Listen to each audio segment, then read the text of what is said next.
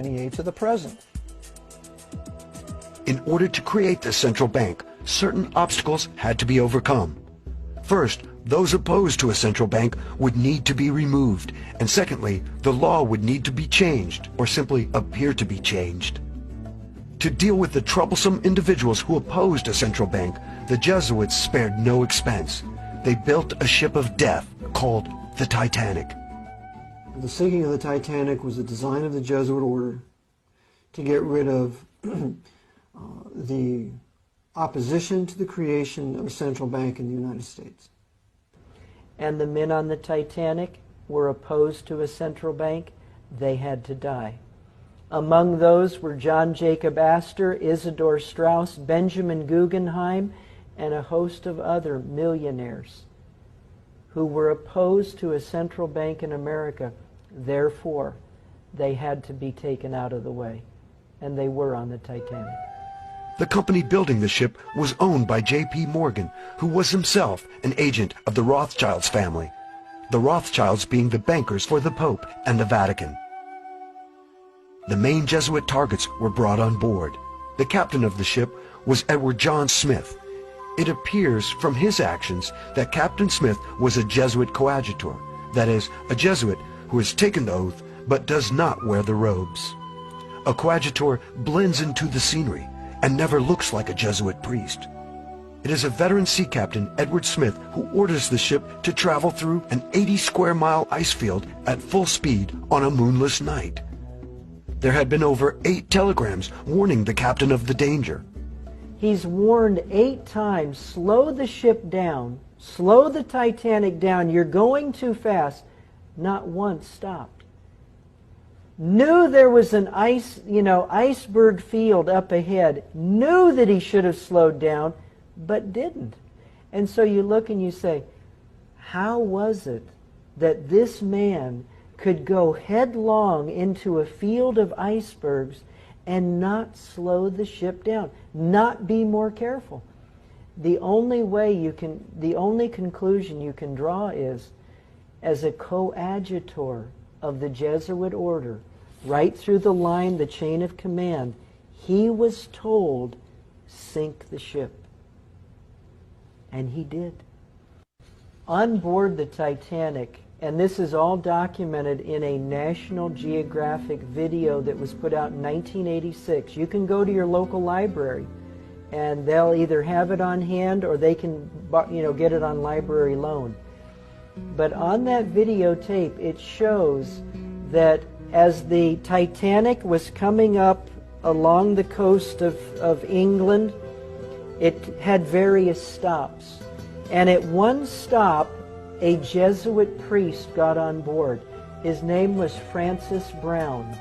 Francis Brown got on board the Titanic, took pictures of all of the wealthy people, took pictures of Edward Smith, the captain, and then just before the Titanic set sail across the Atlantic, Francis Brown got off. And then, of course, the Titanic sunk. Well, Francis Brown is given a camera by his bishop, by his uncle, the bishop, and he is told to go down and take all these pictures of all these people we're going to kill in first class.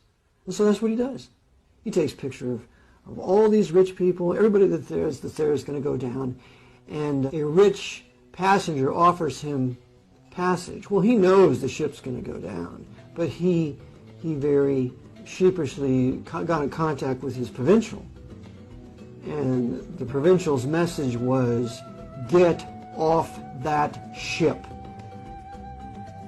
Like Brown, another noted passenger, Jesuit agent J.P. Morgan, did not make the ill-fated sea voyage. Even though booked on the ship for passage to America, Morgan also fortuitously canceled at the last minute. Of course, J.P. Morgan, he had his own suite reserved for him. And there were some 55 men who at the last minute canceled their reservations on the Titanic. J.P. Morgan was one of them. Said he was sick. Oh, by the way, and don't load any of my art treasures on the Titanic either. So he didn't have any of his art treasures on it either. Didn't lose any of that. How do we know there was foul play involved with the Titanic? When the iceberg was sighted, It was First Officer Murdoch who attempted to port around the deadly object. This was sound enough, but Murdoch also ordered the engines into reverse. Author Wynne Wade asked the obvious question.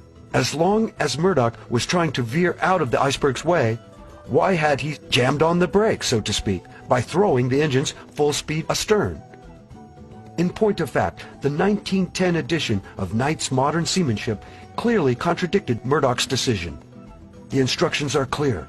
Avoid reversing the engines. Wade sums up the situation by saying, Murdoch had maneuvered in a manner more likely to cause collisions than to prevent them. As with many who investigated the Titanic disaster, author Wynne Wade was at a loss to explain Murdoch's actions in going against the book. But the captain and Murdoch's actions were not the only telltale signs of treachery on the night the Titanic sank. We see all sorts of anomalies in the Titanic. For example, when it was sinking, the emergency flares were to be red, so that ships in those lanes could see the Titanic was in trouble. Well, someone had taken away the red flares and replaced them with white flares, making it look like we were shooting off flares and having a party. And then the loading of the boats, we know that was a fraud. They didn't allow the lifeboats to be completely loaded. They were only half loaded, some 1/3 loaded, because the targets in the first class could not be allowed to board. And the Jesuits were not only the captain, but his officers, and there had been a strike in England at the time, and the men who were normally the ones who would man the ocean liners, they were replaced by Jesuit coadjutors ready to board because they were all under oath to die for the Black Pope if necessary, and so they did carry out the sinking of the Titanic.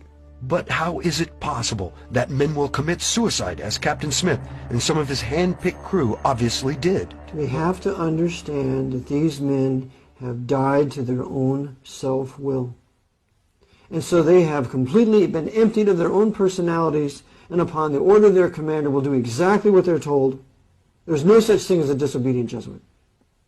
This serves as a warning to all the other men of power, not only in our country, but in England and Europe. You mess with us, and we're going to do to you what we did to all those people on Titanic, and we're going to thwart the investigation. Because a subsequent investigation of the sinking of Titanic blamed Bruce Ismay, the right-hand man of J.P. Morgan, and Captain Lord of England. They were the scapegoats, when they could have easily blamed the men of power at that time. Saw who canceled their reservations. It was a Warren Commission all over again. 9/11 Commission all over again. It's a whitewash and cover-up, and that cover-up is even more powerful than the murder itself.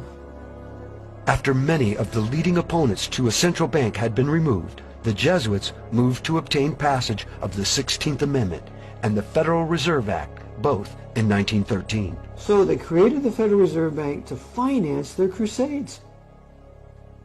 Without the Federal Reserve Bank, there's no war in Iraq.